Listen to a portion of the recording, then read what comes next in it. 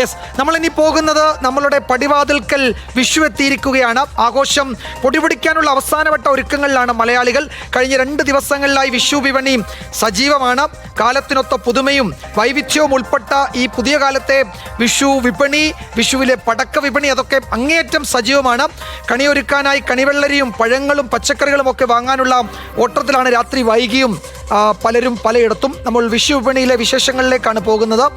തിരുവനന്തപുരത്തും ജെയ്സൺ മണിയങ്ങാടും പാലക്കാട്ടും ഐഷത്തുൽ ഷംനയും ചേരുന്നുണ്ട്. എനിക്ക് തോന്നുന്നു ഐഷത്തുൽ ഷംനയാണ് നമ്മളുടെ കൂടെ ഇപ്പോഴുള്ളത്. പാലക്കാട്ടെ വിഷു എങ്ങനെയാണ്? അവിടെ സാധനങ്ങളൊക്കെ അല്ലെങ്കിൽ വിഷുവിനുള്ള സാധനങ്ങളൊക്കെ വാങ്ങി ആളുകളൊക്കെ വീട്ടിലേക്കുള്ള ഓട്ടത്തിലാണോ ഈ രാത്രി വൈകുന്നേരം? ഷംനയുടെ ചിരി കാണുമ്പോൾ തന്നെ മനസ്സിലാകും വിഷു എത്രത്തോളം അവിടെ എത്തി എന്നുള്ളത്. വിജയകുമാർ, വലിയ ആഘോഷത്തിലാണ് പാലക്കാട്. വിഷു പൊതുവെ മലയാളികൾക്ക്, കേരളക്കാർക്ക് വലിയ ആഘോഷമാണ്. അതിനപ്പുറത്തേക്ക് വടക്കൻ കേരളത്തിലെ വിഷു വലിയ ആഘോഷമാണ്. പടക്കം പൊട്ടിച്ചും സാധനങ്ങൾ വാങ്ങിയൊക്കെ രാത്രി ഏറെ വൈകിയും വലിയ തിരക്കാണ്. സാധാരണ നമുക്ക് പാലക്കാടൊന്നും രാത്രി വൈകിയാൽ ഒരു 8 മണിക്ക് ശേഷം ഒന്നും ആളുകളെ കാണില്ല. പക്ഷേ വിഷുക്കാലത്ത് അങ്ങനെയല്ല, വിഷു ദിവസം അങ്ങനെയല്ല. ഇതാ ഇപ്പോൾ പടക്കം പൊട്ടിക്കാനുള്ള തിരക്കായി. ഈ സമയം മുതൽ തുടങ്ങും. ഇനി രാത്രി ഒരു 12 മണി വരെയൊക്കെ നീളുന്ന ആഘോഷങ്ങളാണ് ഇന്ന് ഇവിടെ ഉണ്ടാകുക. അത് കഴിഞ്ഞ് നാളെയും അതേ ആഘോഷമുണ്ട്. ഇതാ ഇപ്പോൾ നമ്മൾ മേലാമുറി മാർക്കറ്റിലാണുള്ളത്. ഇവിടെയാണ്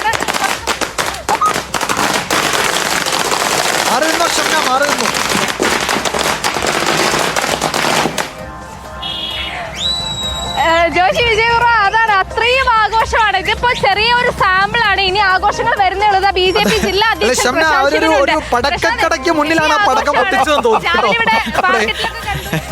രാവിലെ കച്ചവടമായിരുന്നു, വൈകുന്നേരത്തോടെ കഴിഞ്ഞു. ഇനിയിപ്പോ എന്താ പറയുക, ഒരു ആഘോഷത്തിന്റെ രാവാണ് ഇന്ന് രാത്രി. പൂർണ്ണമായും ഇവിടെ മാർക്കറ്റിൽ എല്ലാവരും ഒരു 12-1 മണി വരെ കച്ചവടത്തിന്റെ തിരക്കായിരിക്കും.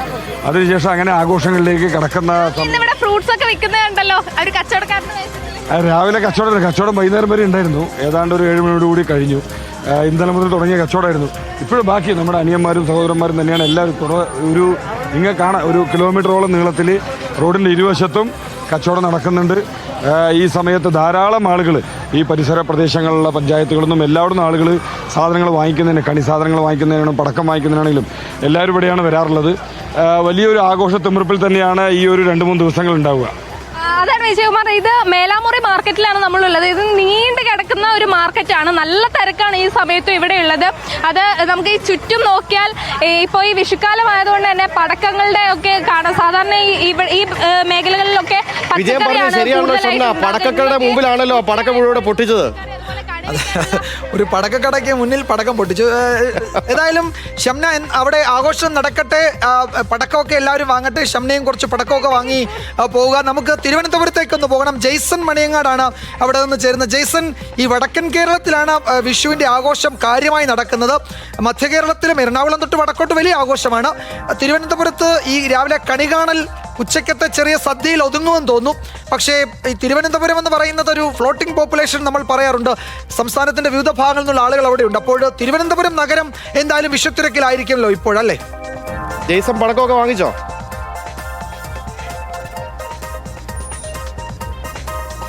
വിജയൻ, ജോഷി, ഞാൻ ഇതുവരെ പടക്കമൊന്നും വാങ്ങിയിട്ടില്ല. ഇപ്പോൾ നമുക്ക് ദൃശ്യങ്ങളിൽ നിന്ന് കാണാം, ചാലച്ചന്തയിലെ ദൃശ്യങ്ങളാണ്. സാധാരണയായിട്ട് നേരത്തെ വിജയനൊക്കെ സൂചിപ്പിച്ച പോലെ മധ്യ കേരളത്തിലും വടക്കൻ കേരളത്തിലുമാണ് വലിയ ആഘോഷം ഉണ്ടാകാറ്. കണി കാണുക, ബാക്കി അത്തരത്തിലുള്ള ചെറിയ ആഘോഷങ്ങൾ മാത്രമേ ഉള്ളൂ. പക്ഷേ ഇപ്പോൾ അങ്ങനെയല്ല. ഇപ്പോൾ കുറച്ചുകൂടി, ഒരുപക്ഷെ ഫ്ലോട്ടിംഗ് പോപ്പുലേഷൻ ഇവിടെ കൂടുതലുള്ളത് കൊണ്ടാകാം, ഇപ്പോൾ കുറച്ചുകൂടി ആളുകൾ ആഘോഷം, ഏതാണ്ട് ഓണക്കാലത്തുണ്ടായിരുന്ന അതേപോലെയുള്ള തിരക്ക് ഇപ്പോൾ ചാലച്ചന്തയിൽ എല്ലായിടത്തും കാണാൻ ഇടയാകുന്നുണ്ട്.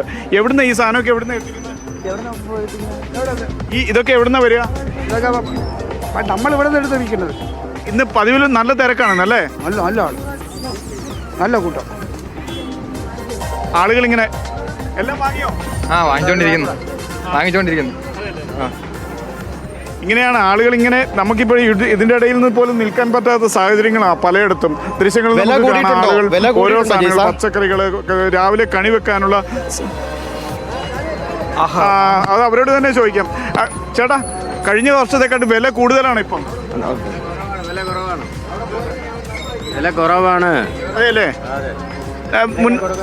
30 രൂപ വെച്ചാണ് കൊടുക്കുന്നത് എല്ലാം. കഴിഞ്ഞ പ്രാവശ്യമൊക്കെ 60, 70, 80 ഒക്കെ വിറ്റുകൊണ്ടിരുന്നതാണ്. ഇത് എവിടുന്ന ഇത് കൊണ്ടുവരുന്നത്? ഇത് ബാംഗ്ലൂർ, അല്ലാതെ വേറെ വയനാട് ആ ഭാഗത്ത് നിന്നൊക്കെ ഉള്ളതാണ് കൊണ്ടുവരുന്നത്. വയനാട്ടിൽ നിന്ന് ഇവിടെ എത്തിക്കുകയാണ്. ആ ബാംഗ്ലൂരിൽ നിന്ന് അതുപോലെ ഇവിടെ എത്തിക്കുകയാണ്. ആളുകൾ കഴിഞ്ഞ തവണത്തെക്കാട്ട് തിരക്ക് കൂടുതലുണ്ട് ഇത്തവണ അല്ലേ? ആ ഉണ്ട്, നല്ല തിരക്കുണ്ട്, നല്ല തിരക്കുണ്ട്. അതെ, ഇപ്പൊ പച്ചക്കറികൾക്ക് പൊതുവെ ഇവര് പറയുന്നതനുസരിച്ചാണ് പച്ചക്കറികൾക്ക് എല്ലാത്തിനും തന്നെ ഇത്തവണ അല്പം വില കുറവുണ്ട് എന്നുള്ളതാണ്. നമ്മുടെ ക്യാമറ മൂവ് ചെയ്ത സമയത്താണ് കണ്ടത് കുറച്ച് വളരെ ഫ്രഷായ മാങ്ങ. അതാ നോക്കൂ, അത് കാണുമ്പോൾ തന്നെ ഒരു കുളിരുണ്ടല്ലേ. മാവിൽ നിന്ന് ഇപ്പോൾ പറിച്ചുകൊണ്ട് ദൃശ്യങ്ങളുണ്ട്. അതാണ് അതൊരു കാണുമ്പോൾ തന്നെ ഒരു കുളിരുണ്ട്. ഇത് എവിടെ നിന്ന് വരുന്നത് ഈ മാങ്ങ?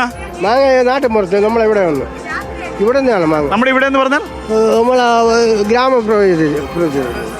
ഗ്രാമത്തിൽ നിന്ന് നിങ്ങൾ തന്നെ കൊണ്ടുവരുന്നതാണിത്? നമ്മൾ തന്നെ കൊണ്ടുവരുന്നത്. പുതിയതാണ്, ഇന്ന് പറിച്ചതാണെന്ന് തോന്നുന്നു അല്ലേ? രാവിലെ അടത്തത്, ഇന്ന് രാവിലെ അടത്തത്. എങ്ങനെ കിലോ? കിലോ 60 രൂപ, കിലോ 60. മാർക്കറ്റിൽ ഇപ്പൊ അത്ര വിലയുണ്ടോ?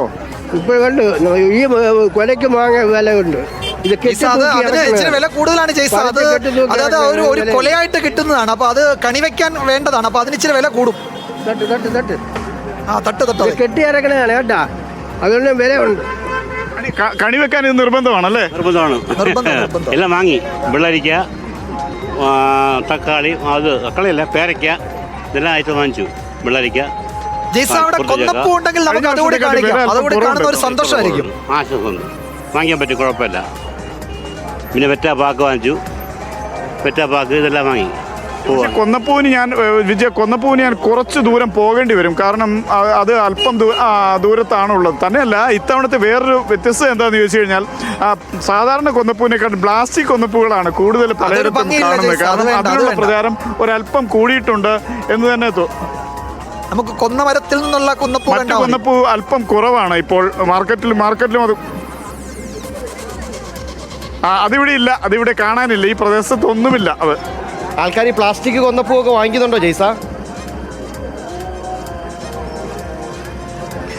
ഉണ്ട്. ഞാൻ ഇന്ന് പല സ്ഥലങ്ങളിലും അതിന്റെ മാർക്കറ്റാണ്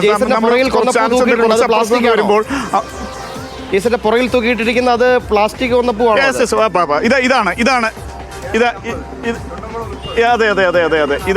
ആ സാധനം. ഇത് ചൈനീസ് ആയിരിക്കും അല്ലേ? ദൂരെ നിന്ന് നോക്കുമ്പോൾ സാധാരണ ഒറിജിനൽ പോലെ ചൈനീസ് സാധനമാണ്. ചൈനീസ് കൊന്നപ്പൂവാണ് ഇത്. സാധാരണ എനിക്ക് തോന്നുന്നു തിരുവനന്തപുരത്ത് അധികം വിഷുക്കണിക്കുള്ള കൊന്നപ്പൂക്കളുടെ കുറവുണ്ടെന്ന് തോന്നുന്നു. അതുകൊണ്ട് ഇത്തവണ